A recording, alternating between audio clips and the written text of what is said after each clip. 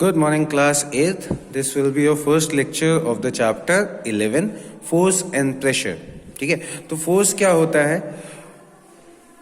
What do you do to move a football? ठीक है, अगर हमें फुटबॉल को मूव करवाना है तो हम क्या करते हैं? Certainly, you kick the ball. तो सही बात है, ऑब्वियस सी बात है, हम किक करेंगे बॉल को. If your friend is cycling and you want to stop the cycle, what will you do? तो अगर कोई साइकिल चला रहा है आपका दोस्त और अगर आप उसे रोकना चाहते हो तो क्या करोगे? You will pull the bicycle from behind. तो आप अपनी बाइसिकल या जो भी फ्रेंड बाइसिकल चला रहा है उसे पीछे से खींचोगे, है ना? In both the above cases you apply force. The topic we are going to discuss in the force is, ठीक है, लेट्स बिगिन. तो हम यहाँ पे फोर्स के बारे में ही बात करने जा रहे हैं. जैसे जब हम किक कर रहे हैं बॉल को तब भी हमने बॉल पे फोर्स लगाया, ठीक है. उसके बाद फिर जब हम लोगों ने क्या कहते हैं बाइसिकल को पीछे खींचा तब भी हमने बाइसिकल पे फोर्स लगाया, ठीक है. तो ये सब फोर्स ही है और कुछ नहीं, ठीक. अब फोर्स पे आ जाता है. फोर्स क्या है? तो force is an external agent in the form of a push और अ पुल which changes or tends to change the position of rest or of uniform motion of a body.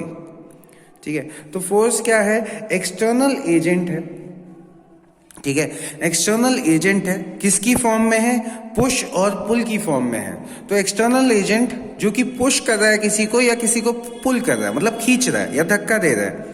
which changes or tends to change the position of rest or of uniform motion of a body. मतलब force क्या है? Force एक agent है जो धक्का या खींचने पे डिपेंड करता है. और करता क्या है? ये किसी भी रुकी हुई चीज को मोशन में ला सकता है या फिर कोई भी चीज जो मोशन में है उसकी भी पोजीशन को चेंज कर सकता है. मतलब उसको रेस्ट में ला सकता है या उसकी स्पीड बढ़ा सकता है या उसको डायरेक्शन चेंज कर सकता है. तो ये सब कौन करता है? फोर्स करता है आपका, ठीक है. The amount of force applied is called the magnitude of force.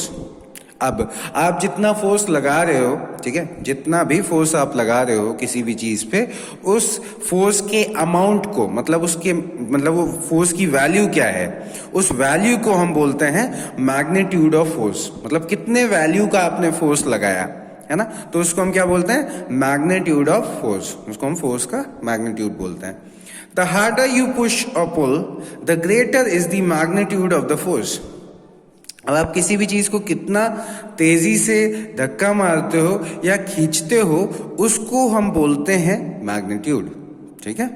The direction in which the object move is called the direction of the force. अब जिस भी डायरेक्शन में आपका मूवमेंट हुआ ऑब्जेक्ट का जिस पे आपने फोर्स लगाया, ठीक है, मतलब किसी ऑब्जेक्ट पे आपने फोर्स लगाया, ठीक है. अब उस ऑब्जेक्ट पे जब आपने फोर्स लगाया तो बट ऑब्वियस है वो अपना पोजीशन चेंज करेगा, मूव होगा. तो अगर वो मूव होगा तो किस डायरेक्शन में होगा? जिस भी डायरेक्शन में वो मूव होगा उसी डायरेक्शन को हम बोलते हैं डायरेक्शन ऑफ फोर्स, ठीक है. जिस भी डायरेक्शन में वो मूव होगा उसी डायरेक्शन को हम बोलते हैं डायरेक्शन ऑफ फोर्स, ठीक है. A ball tends to be at rest until you apply a force on it. अब अगर आपकी एक बॉल है तो वो कोशिश करती है कि वो रेस्ट पे रहे जब तक कि आप उस पर एक्सटर्नल फोर्स नहीं लगाते हो, ठीक है. You have to interact with the ball by pushing और पुलिंग इट. अब जब तक आप उस पर पुश या पुल नहीं करोगे, ठीक है, तब तक कि वो बॉल मूव नहीं करेगी. तो वही चीज है कि ball tends to be at rest until apply a force, ठीक है. कोई भी चीज अपनी पोजीशन पे रहेगी जब तक कि आप उस पर एक्सटर्नल फोर्स नहीं लगा रहे हो. तो वैसी बॉल है, बॉल रेस्ट पे रहेगी जब तक कि आप उस पर कोई फोर्स नहीं लगा रहे हो, ठीक है. From the above example we conclude that for force to come into effect at least two object must interact with each other, ठीक है. तो हमें ये पता चल रहा है कि फोर्स अगर लग रहा है तो बट ऑब्वियस है दो लोग कहीं ना कहीं इंटरैक्ट कर रहे हैं. मतलब दो लोगों के बीच में कोई इंटरैक्शन हो रहा है, ठीक है. मतलब दो लोग कहीं ना कहीं कनेक्शन में आ रहे हैं, टच हो रहे हैं, ठीक है, तब जाके आपका फोर्स लगता है, ठीक. अब in international system of units, तो इंटरनेशनल सिस्टम ऑफ यूनिट्स को हम बोलते हैं एसआई सिस्टम, ठीक है। इंटरनेशनल सिस्टम को हम बोलते हैं एसआई सिस्टम। तो international system of units, the unit of force is newton. Other units of force are dyne, kilogram force and pound force. तो आपको बेटा सिर्फ और सिर्फ एसआई यूनिट याद होनी चाहिए, ठीक है, कि इंटरनेशनल यूनिट क्या है, न्यूटन। और अगर आपको दूसरी कोई यूनिट याद करनी है तो डाइन भी याद कर सकते हो, ठीक है। तो इस लेक्चर में बेटा आपका बस इतना ही, बाकी हम नेक्स्ट लेक्चर में पढ़ेंगे। Thank you class.